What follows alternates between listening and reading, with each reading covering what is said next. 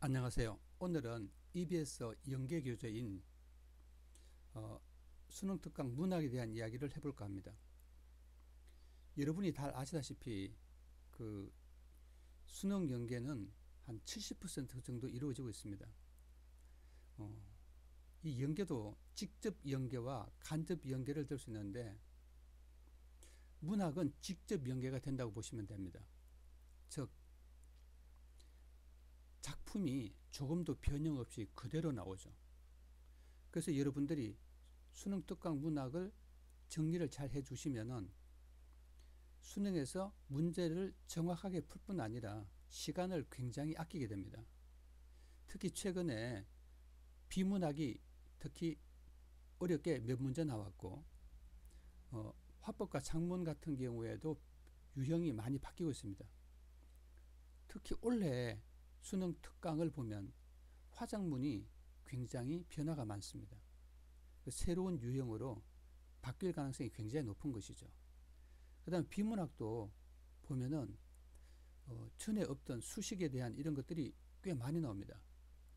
그래서 여러분들이 문학을 확실하게 정리해 두면 화작문이나 아니면 독서, 다시 말하면 비문학에서 많은 시간을 할애할 수 있기 때문에 고득점으로 가는 지름길입니다. 근데 이제 많은 사람들이 뭐냐 하면은 문학을 공부할 때 좀 약간 가볍게 다루는 경향이 있습니다. 여기서 가볍게 다룬다는 뜻은 문제풀이만 하고 나면은 모든 것이 해결된다고 생각하시는 사람이 많아요. 그렇지 않습니다. 문학의 작품을 이해해야 됩니다. 여러분, 문학의 작품을 이해한다는 말은 무슨 뜻이냐면은 수능에서 실제로 문제를 딱 보는 순간 지문을 거의 보지 않고도 문제를 풀 수 있어야 합니다. 그러면은 시간을 아낄 뿐만 아니라 그 어떤 스트레스를 훨씬 적게 받게 되죠. 그래야지 에너지가 세이브 됩니다. 여러분, 문학은 내용 자체를 거의 외우다시피 지문을 안 보고도 문제를 풀 수 있는 수준으로 반복해야 합니다. 물론 다른 것도 마찬가지지만 특히 문학은 확실하게 어떻게 나올지가 지문이 제시되기 때문에 공부하기가 굉장히 편리한 과목입니다. 자, 이제 수능 특강의 내용을 간단하게 살펴보도록 하겠습니다. 여러분들은 이 수능 특강을 보면 먼저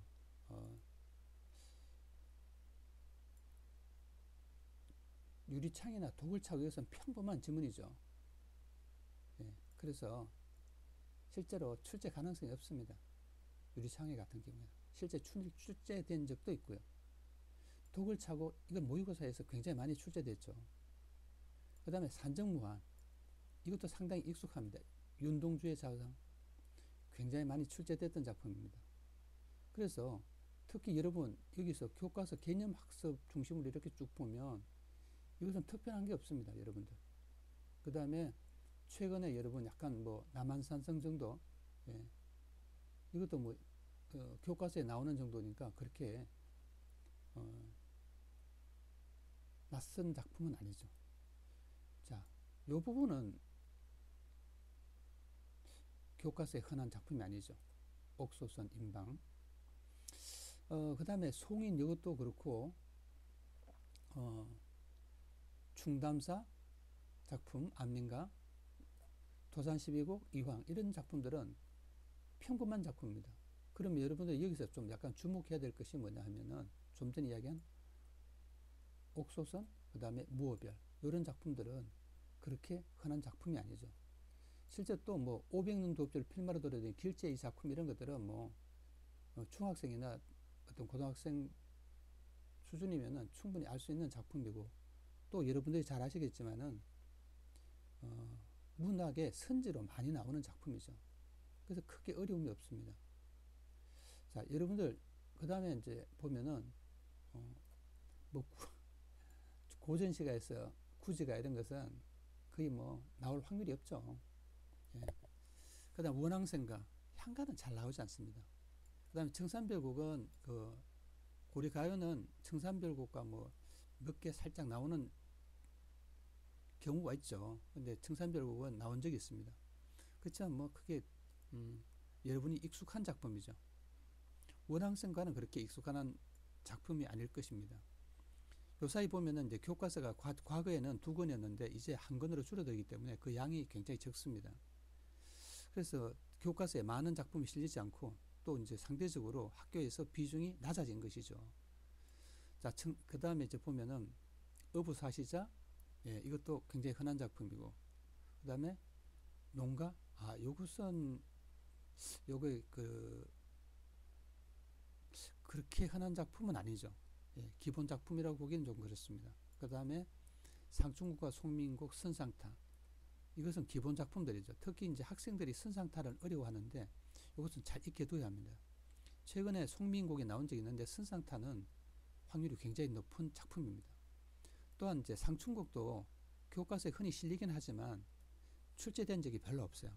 최근에 특히. 그 다음에 이제 이런 작품들, 원산 아리랑, 밀양 아리랑. 이 아리랑이 출제 가능성이 꽤 높은 작품이라고 볼 수 있습니다. 그 다음에 이제 이런 것도 이 작품 2개도 그렇게 흔한 작품은 아니죠. 교과서에서. 그래서 여러분이 주목할 작품입니다. 현대시를 이제 볼까요? 나의 침실로. 예, 요것은 뭐 흔한 작품이죠. 그 다음에 상한여운을 위하여는 현대 작가인데도 불구하고 특히 모의고사하고 EBS 연계교재에 자주 등장하는 작품입니다. 주목해야 될 것 같습니다. 왜냐하면 출제위원들은 자기들이 시를 선택하는 것이 아니라 기본적으로 EBS에 나온 시를 선택할 수밖에 없습니다. 그래서 출제 자체가 상당히 제한적이죠. 그런 측면에서 보면 꽤 출제 가능성이 높은 작품이라고 볼 수 있습니다. 김소월의 삼수갑사는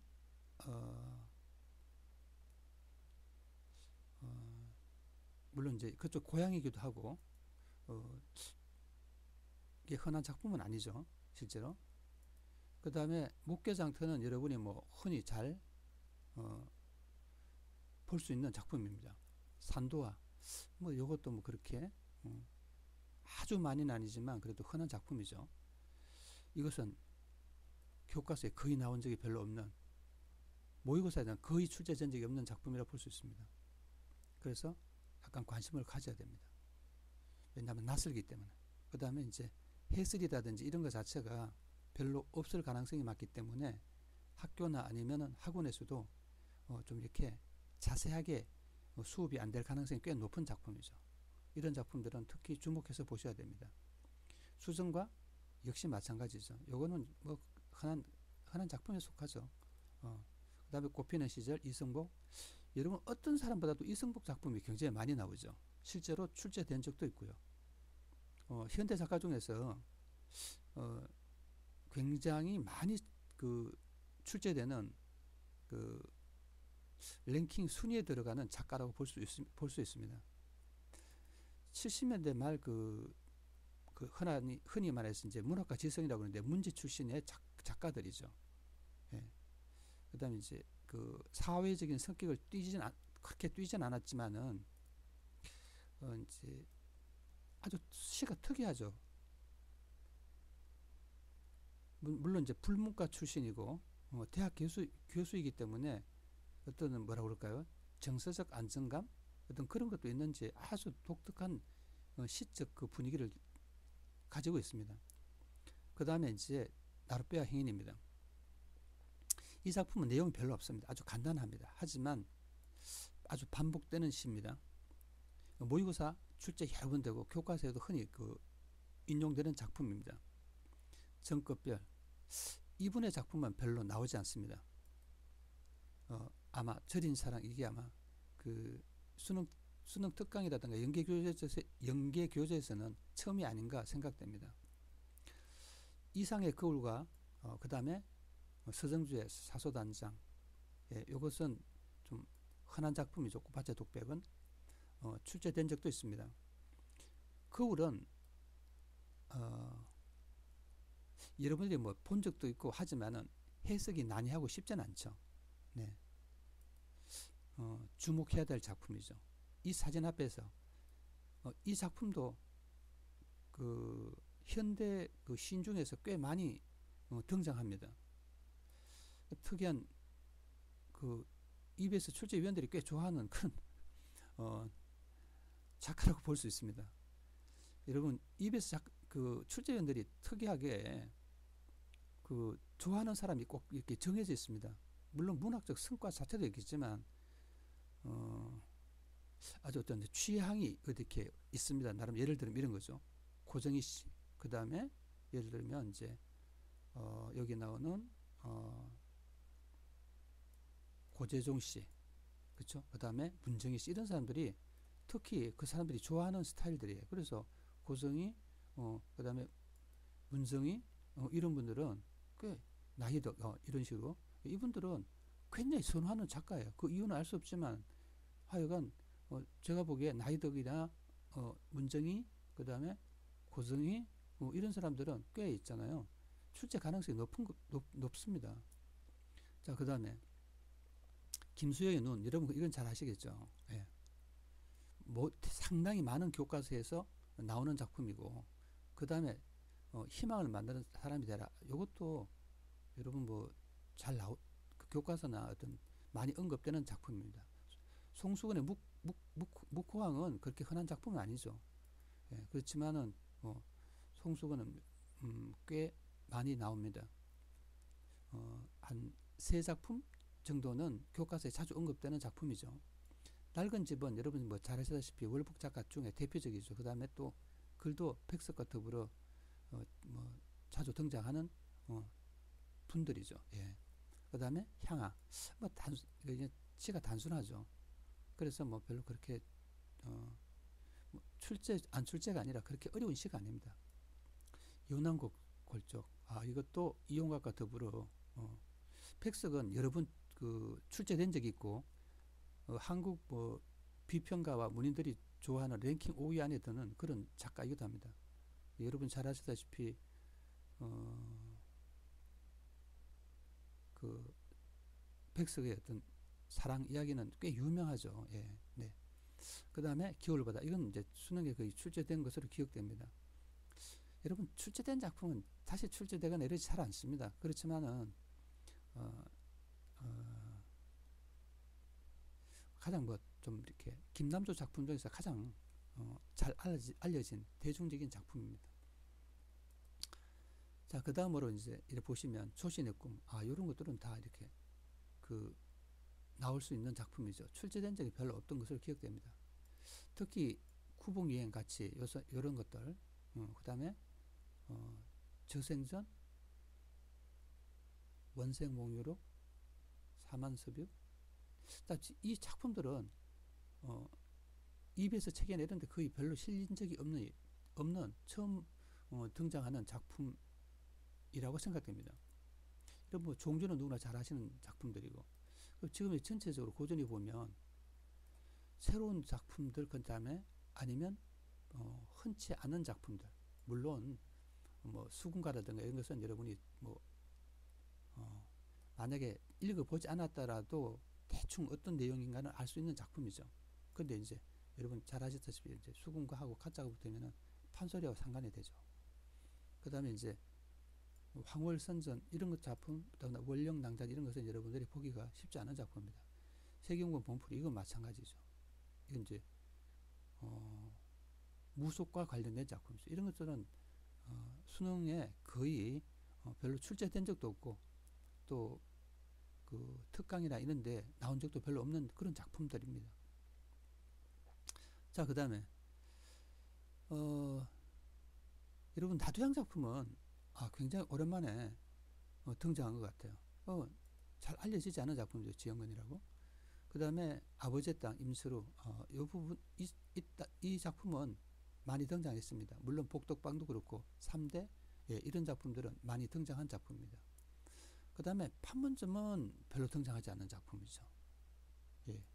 이 작품은 유명한 작품이긴 한데 그 고등학생들에겐 별로 이제 흔한 작품은 아니죠. 금빛 단위는 뭐 흔한 작품이고, 어, 여러분 과거에는 금빛 단위가 굉장히 많이 나왔어요. 그래서 교과서라든가 여러분들 최근에 그렇게 많이 나온 작품은 아니었습니다. 누이를 이해하기 위하여 김성옥. 예, 김성옥 작품은 몇 개 작품이 있는데 그 중에 좀 대표적인 것이죠. 자, 회색 눈사람. 이것도 그 비교적 최근 작품입니다. 여러분 대부분이 여기 이제 일제시대 작품이 많은데 일제시대 작품 아닌 게 있죠. 아버지의 땅.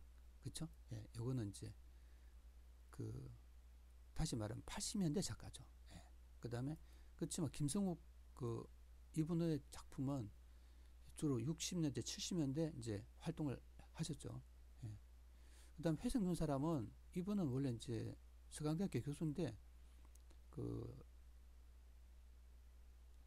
프랑스 여러분 이제 평론을 한 사람이죠. 처음에는 그 최현무라는 이름으로 평론을 했었는데 나중에 이제 그 소설도 쓰신 분이죠. 뭐 잘 아주 뭐 훌륭한 분이죠.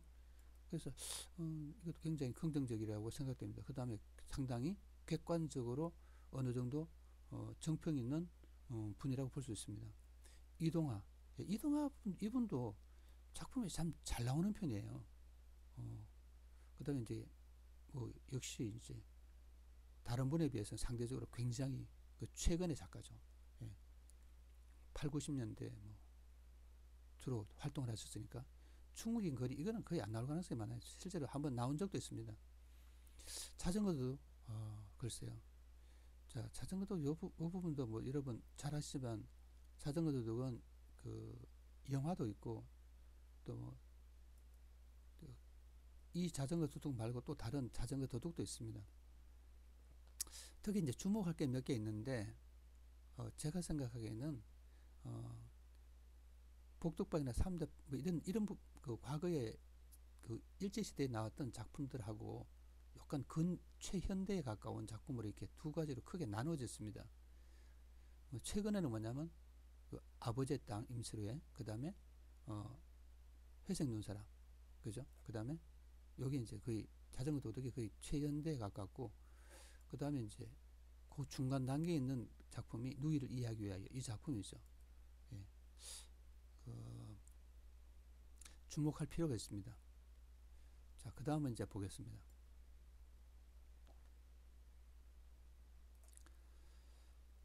여러분 이제 극수필은 대부분 보면 하회 필신구 이거 특이하죠. 꼭두가시 노름 이것도 흔하지 않습니다. 여러분 이제 보면은 작년이나 저작년에 비해서 수능 특강이 약간 변화했습니다. 작품들이 보면 일단 다양합니다.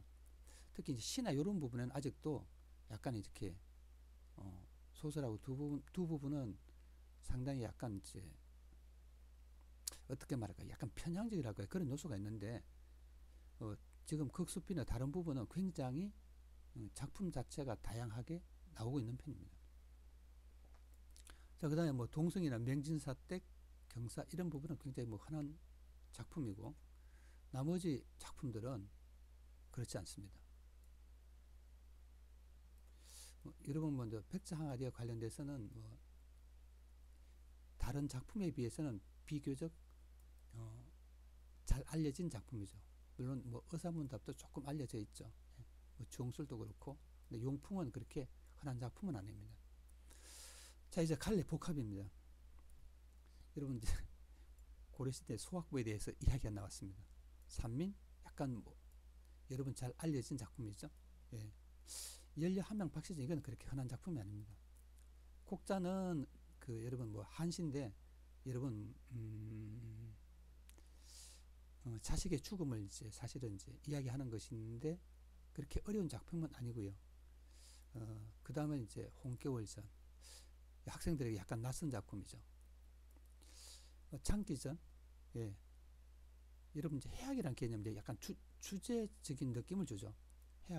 해학과 관련돼서 약간 특이합니다. 해학의 개념해서 여러분 이런 것들은 보면은 여러분 보세요. 수학부의 이해, 해학의 개념 이런 것들은 전부 다 어떤가요? 앞에 어떤 개념들이 나오고 그 다음에 작품이 나오는 개념의 관점에서 작품을 해석하죠라고 바라보는 것이죠. 그러니까 여기서 보세요. 여기에 나타난 어떤 해악의 개념. 해악의 개념을 잘 아셔야 되겠죠. 그 다음에 금단 또는 콩반. 일제시대 때 뭐 대표적인 작품이죠.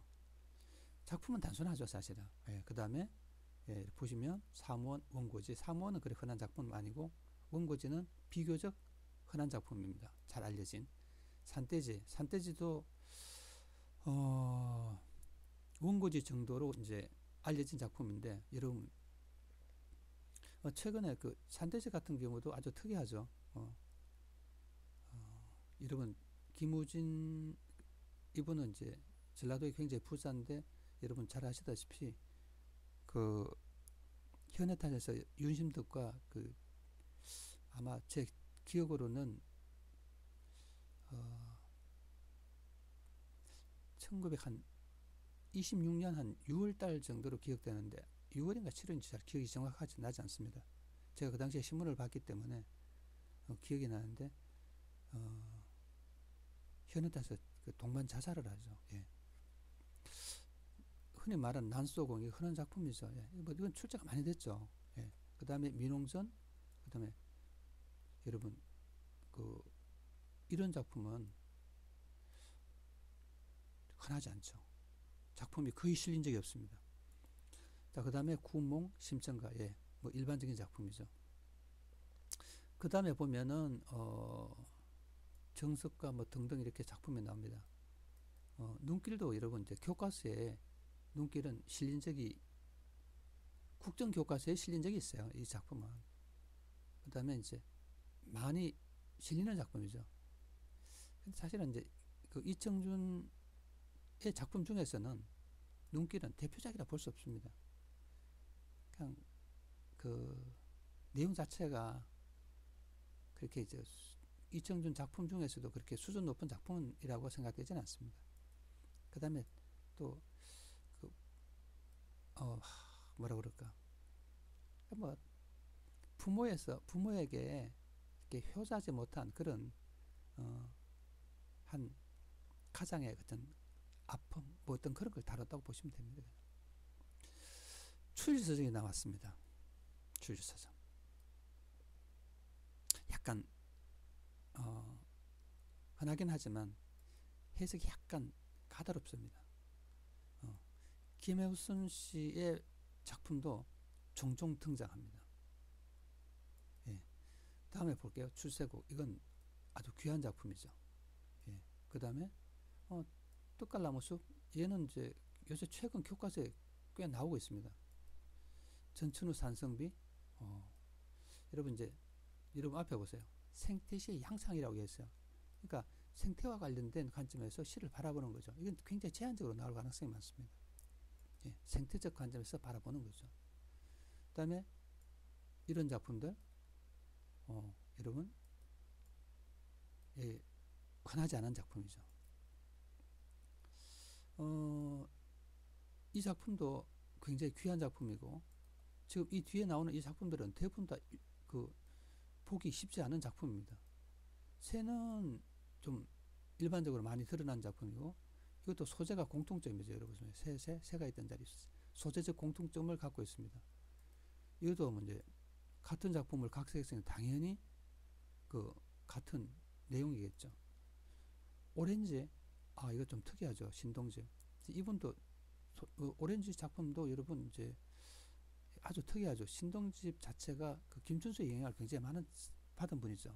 그 다음에 이제 영문학을 전공하신 거로 기억하고 있고 이 앞에 나왔던 이성복이라는 분하고 신동집이라는 분은 그 계명대학이라는 대학에서 교수로 계셨던 분들이죠. 지금 이제 이성복 선생님도 이제 그 계명대에서 교수로 재직을 하셨던 분이죠. 자, 화면 보게 사과를 먹으며. 그 다음 볼까요? 소설의 서술적 특징이라고 이렇게 벌써 제한되어 있고, 그러면 그 소망이나 이런 것들은 이제 소설의 특징과 관련됩니다. 소설의 어떤 특징을 이야기할지는 잘 알 수 없습니다. 체마직 작품은 상당히 풍자적인 게 특징이죠. 그럼 풍자와 관련된 어떤 꼭 소망은 저도 이제 지금 기억이 나지 않습니다. 예. 그 다음에 이제 우라침 향로 해초. 여러분 해초는 잘 아시죠? 예. 왕호 춘축 국기를 쓴 분이죠. 기행문이죠. 아주 옛날 작품인데 예, 작품이 나와 있습니다. 그 다음에 춘설유감.